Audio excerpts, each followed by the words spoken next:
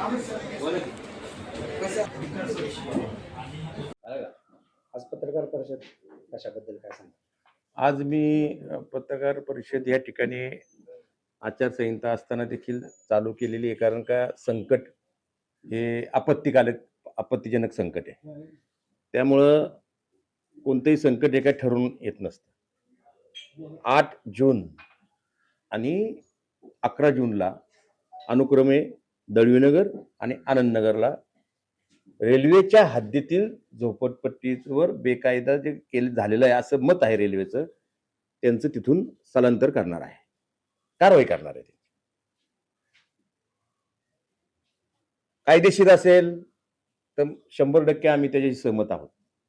पण मी माहिती घेतली असता असं समजते, अधिकृत म्हणता येणार नाही, की तिथे जे विकसक म्हणून काही मंडळी काम करतायत एसआरएच्या माध्यमातून, त्या ठिकाणी रेल्वेच्या हद्दीत जे तुम्ही म्हणतात अनधिकृत आहे, ते रेल्वेच्या हद्दीतील जी आहेत लोक सगळी, त्यांचे संमतीपत्र घेऊन त्यांना लाभार्थी करण्याचा प्रयत्न केलेला आहे असं समजतं. मग तुम्ही त्यांचा अधिकृतरित्या विकसक फायदा घेत असेल, त्याचा टीडीआर घेत असेल,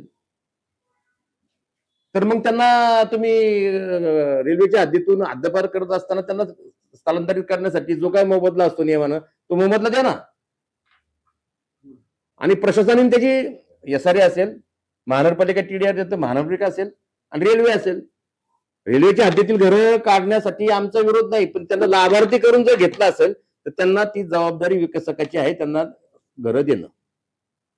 मग आता त्यांना स्थलांतरित करायचं असेल तर मग तुम्ही त्याची शहानिशा करा. मी जे बोलतोय ते आरोप जे आहेत ते शहानिशा करा. नसेल तर आमचं हरकत नाही. आणि थोडी मानवताचा दृष्टिकोन ठेवा, कारण आता पावसाळा सुरू होतोय, मुलांचं शैक्षणिक वर्ष सुरू होतंय. आज त्या अतिशय तुटपुंज्या भाड्यावर त्याला कुठेतरी लांब जावं लागेल. आपल्या पिंपरी चिंचवड परिसरामध्ये 15-20 हजाराच्या खाली भाडं नाही. मग ते 5,000 तो लांब जर गेला, त्या मुलांनी शिक्षणासाठी कुठून यायचं? रोजचा खर्च काय 100 रुपये करेल? तर हे शैक्षणिक वर्ष मला वाटतं की पावसाळा होऊ द्या आणि मग तुम्ही ती कारवाईला करा. पण त्या अगोदर हे जे चुकीच्या पद्धतीनं ज्यांना लाभार्थी बनवून त्याचा विकसक फायदा घेत असतील आणि हे मोठं रॅकेट जर असेल एसआरएचं, तर त्याची एसआरए माननीय आयुक्त साहेब, संबंधित अधिकारी आणि रेल्वेचे अधिकारी यांनी संगनमतीनं त्याची शहानिशा करावी आणि मग कारवाई करावी. एकीकडे तुम्ही पत्रकार परिषदेत समजा नियमात घर भेटली आणि त्या झोपडपट्टीचं पुनर्वसन झालं तर त्याला तुम्ही तयार आहात? हे बघा, माझं साधन स्पष्ट मत आहे, त्यांच्या नावाचा जर वापर केला असेल आणि त्यांना जर घर मिळलं तर आम्हाला आनंद आहे, वाईट काय त्याच्यामुळे. पण त्याच्यावर फायदा घ्यायचा आणि त्याला घर नाही नसायचं तर हे रॅकेट झालं, मग ही शुद्ध फसवणूक झाली. काय वाटतं एकंदरीत या रॅकेट मध्ये कोणाचा हात असेल? आता त्याचा शोध प्रशासनाने घ्यावा. माझं शोध मोहीम काम नाही, माझं अन्याय होऊ नये म्हणून ते काम आहे त्यांना हे करण्यासाठी. मी संबंधित मी जो आरोप करत आहे असं मला समजतंय, ते जर अधिकृत असेल, तो अधिकारी किती मोठा असो, आयुक्तांनी त्यांच्यावर कारवाई करावी. शहरामध्ये अनेक झोपडपट्टी तीच मागणी करतोय ना. तुम्ही जर लाभार्थी म्हणून त्यांना घेतला असेल तर मग तुम्ही त्यांना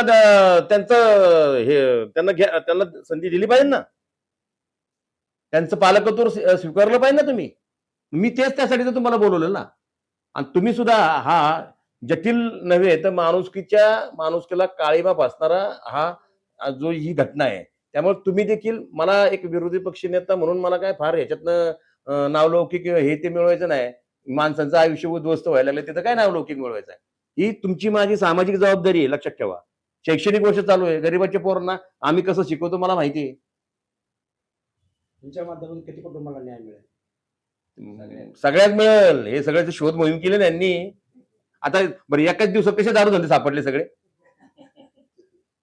त्याच पद्धतीने आपण त्याच पद्धत हा सुद्धा विषारीच घाव आहे ना. हा विषारी मानसिकतेचा घाव आहे. विकसक कोण आहे?